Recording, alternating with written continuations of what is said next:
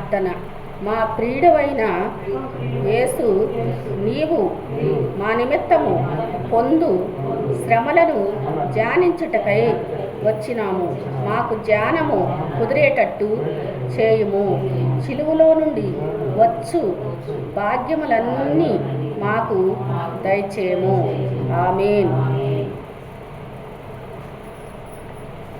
యేసుక్రీస్తు ప్రభువు గెత్సేమనే తోటలో ప్రభువు సాష్టాంగపడి నేల మీద ప్రార్థించారు. ఎక్కడ ప్రార్థించారంటే యేసుక్రీస్తు ప్రభు గెత్సేమనే తోటలో ఆయన ప్రార్థన చేశారనమాట. ఎక్కడ చేశారంటే నేల మీద ప్రార్థించారు.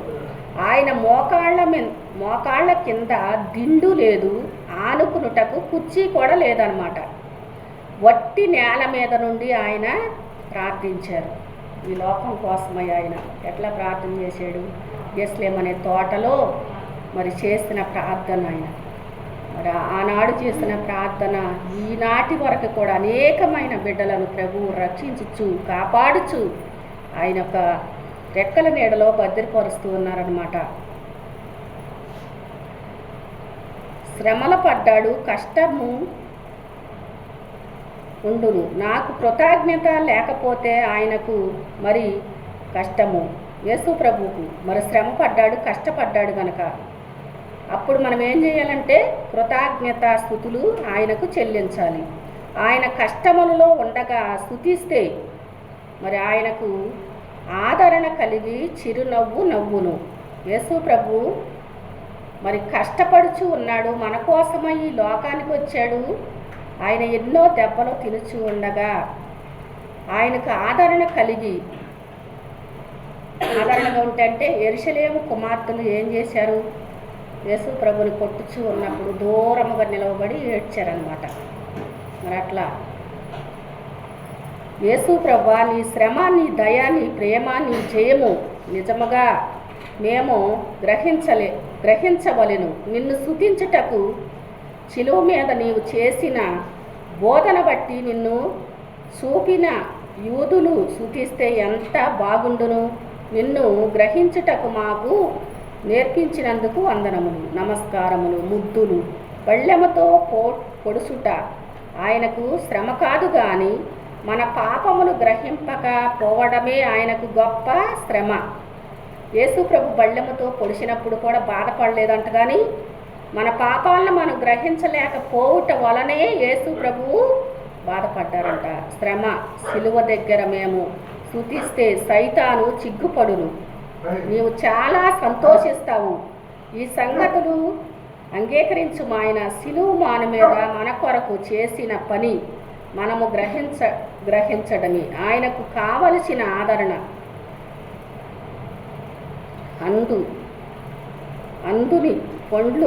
అందని పండ్లు అందుకునుటకు నిచ్చెన ఎక్కుట సాధ్యమై ఉన్నది. మరి ఒక చెట్టు ఉందనుకో, ఆ చెట్టు మనకు అందట్లేదనుకో, ఆ కొమ్మలో ఏం చేస్తారు? లుచ్చెన వేసుకుని మరి ఆ లుచ్చెన మీద ఎక్కి ఆ పండుని అందుకుంటారనమాట. దూరముగా ఉన్నవారిని చూచుటకు గట్టు ఎక్కుట సహజమై ఉన్నది. మరి దూరముగా ఒక మనిషి ఉన్నాడనుకో, మనకు కనపడలేదు. కనపడినప్పుడు ఏం చేస్తారు? ఒక గట్టు ఎక్కి ఆ మనిషిని చూస్తారనమాట. సంగతి నిచ్చెన ఎక్కుట మరియు గట్టు ఎక్కుటలో భేదమున్నది. ప్రభువు సిలువు ఎక్కుట ఎందుకు? ఫలము అనే జయము కొరకు. యేసు ప్రభు ఎందుకు ఎక్కారు సిలువు? మరి ఫలమనే జయము కొరకు అనమాట. తన శ్రమల ద్వారా ప్రభువునకు జయము వచ్చింది. ఇది తలంచుకుని మనం ఏం చేయాలి? ప్రభువుని స్తుతించాలన్నమాట.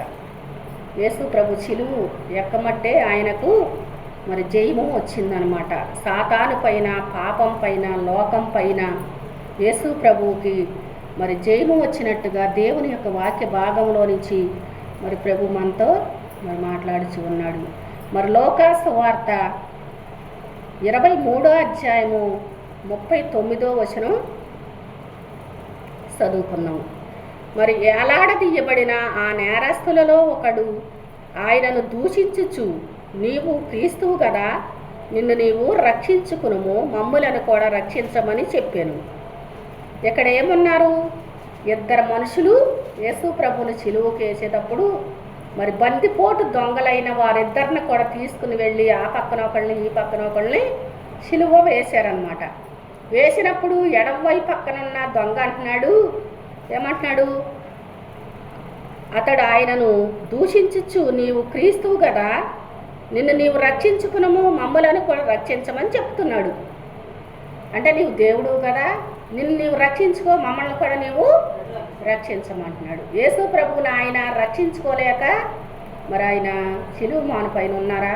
ఆయన రక్షించుకోగలుగుతాడు, దేన్నైనా చేయగలుగుతాడు. కానీ ఆయన రక్షించుకుంటే ఈరోజు మనకు రక్షణ లేదు. మరి అంటున్నాడు అన్నమాట ఆయన. మరి ఇద్దరు మనుషులు దేవాలయానికి వచ్చి ఎట్లా ప్రార్థన చేశారు? ఇక్కడిద్దరిని బందిపోటు దొంగలు తీసుకొచ్చి ప్రభువుతో మరి వేలాడదీసినప్పుడు, సిలువకు వేసినప్పుడు అంటున్నాడు అనమాట మరి ఎడమవైపు దొంగ. అయితే రెండో వాడు ఏమంటున్నాడంటే, వారిని గద్దించి, నీవు అదే శిక్షా విధిలో ఉన్నావు కనుక దేవునికి భయపడవా అంటున్నాడు. హల్లెలూయా. మరి దేనికి భయపడాలి మనం ఈ లోకంలో? మనుషులకు లేకపోతే ఇంకొకరికి కాదు, కానీ మరి దేవునికి భయపడాలన్నమాట. దేవుని యందు భయభక్తులు కలిగి మనము జీవించాలన్నమాట. మరి దేవుడు అంటే భయం లేదు ఈ మనిషికి ఉందా? ఉంటే అంటాడా నీవు దేవుడివే కదా, నిన్ను నువ్వు రక్షించుకోమని ఎందుకు అంటున్నాడు? మరి దేవుడు అంటే భయం లేక, మరి దేవుడు అని తెలిసినా కూడా ఎందుకని అపహసిస్తున్నాడు? మరి యేసు ప్రభు అని తెలుసు, ఆయన రక్షించుకుంటాడు అని తెలుసు, లోకాన్ని రక్షిస్తాడని తెలుసు. మరి ఆయన ఇన్ని కష్టాలు మరి ఎందుకు పడ్డాడు? మన కోసమే కదా అనే తెలిసి కూడా ఏం చేస్తున్నాడంటే నిన్ను నీవు రక్షించుకోమని చెప్తున్నాడు అనమాట. మరి అయితే దేవుడికి భయపడవా అని మనకైతే ఇది న్యాయమే. ఎందుకని అంటున్నాడు ఈయన? మరి రెండో దొంగ ఎందుకని చెప్తున్నాడు మనకైతే న్యాయమేనని?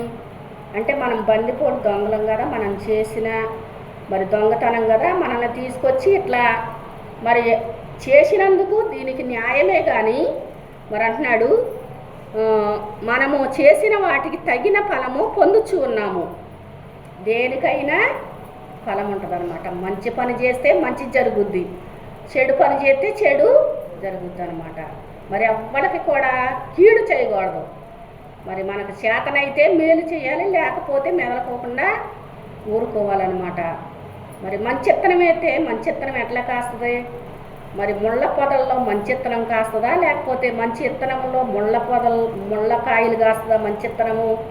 మరి మంచిగానే ఉంటుంది, చెడుగానే ఉంటుంది. మరి ఇక్కడ యేసు ప్రభు నీతిమంతుడు, ఆయన పరిశుద్ధుడు అని తెలిసి కూడా ఇక్కడ అపహసిస్తున్నాడు అనమాట. హల్లెలూయా. మరి మనం తగిన ఫలము పొందుచున్నాము.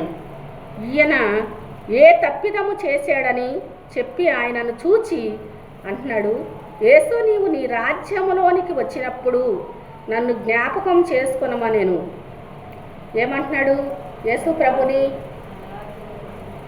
నీ రాజ్యంలో నేను వచ్చినప్పుడు జ్ఞాపకం తెచ్చుకయ్యా అన్నాడు. యేసు ప్రభుని చూసి ఈయన క్షణములో మారిపోయిన దొంగ రెప్పపాటున మారిపోయాడు అనమాట.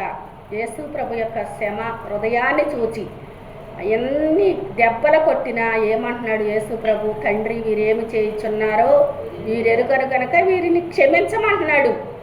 మరి అవన్నీ చూచి ఈయన నీతిమంతుడు కదా, ఎందుకు ఇలా చేస్తున్నారు అని మరి ఆయన కనిపిస్తుంది కుడివైపు దొంగకి అనిపించి, అప్పుడు యేసు ప్రభా నేను నీ రాజ్యంలోకి వస్తానయ్యా, వచ్చినప్పుడు నన్ను నీవు జ్ఞాపకం తెచ్చుకోమని ఆయనతో చెప్పుచ్చు ఉంటే, నేడు నీవు నాతో కూడా పరదేశంలో ఉందువని నిశ్చయముగా నీతో చెప్పుచున్నానని యేసు ప్రభు చెప్తున్నాడు అనమాట.